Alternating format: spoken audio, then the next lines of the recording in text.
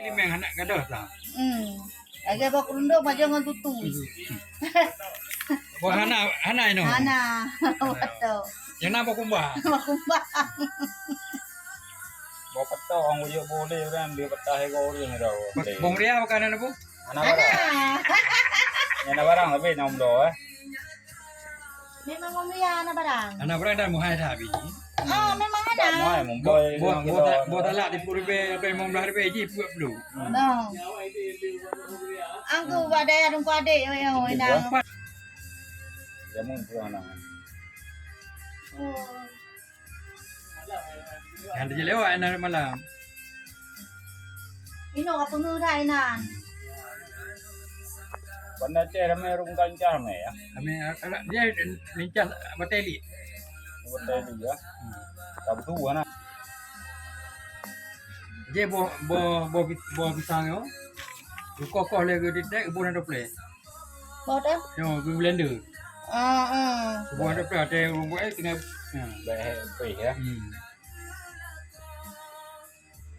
Kamu menawar lagi nampai. Kaya tak ada nuka hati anak urang ni dua-dua nya. Mana orang ada ya. Tapi ni. Biasa sepur ramai no. Sepur ramai rujak. Lagi yang wajib. Oh. Namunga. Bunga nak orang ah. Orang jauh lang domi. Nami mi jalu nak. Oh nami calu habis eh. Orang jauh lang orang. Yang bulu dah tabang mana. Tabang. Bawa kerundung, bawa mancang, belum kuang. Bawa nak tabang kulit-kulit di beda. Bawa apa benar ya? Bawa kumbak. Bawa kumba. Mana? Mana?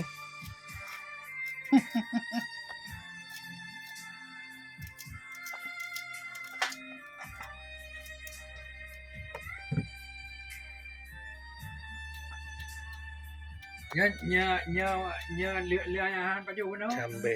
Jambe. Itu biar mana nung baju le. Bungkuh pun tu. Buku macam apa ke dah. Tengok pulih yang karat lo. Nya aku deh ju. Kamu orang sana tak. Kampung atas. Puasan. Kampung asal. Puasa. Mana kena tinggal. Ini apa buah manisan ah?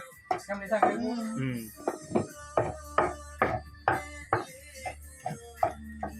Aduh. Lincah. Ini pertama mbak YouTube. Apa? Lincah di daerah Mangki di Kabupaten Pidi. Sampai jangan mukanya blog blog. Lupa loh. Lupa dengan dengar. Di kancah ni.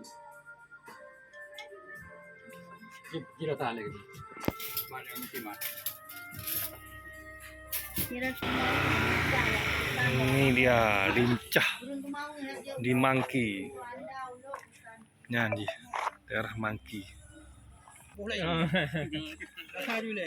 guys. Di sini nyempat lokasi ji di Mangki Bak Beneh Lung. Tanda ji bak pintu gerbang Mangki. Saya segini.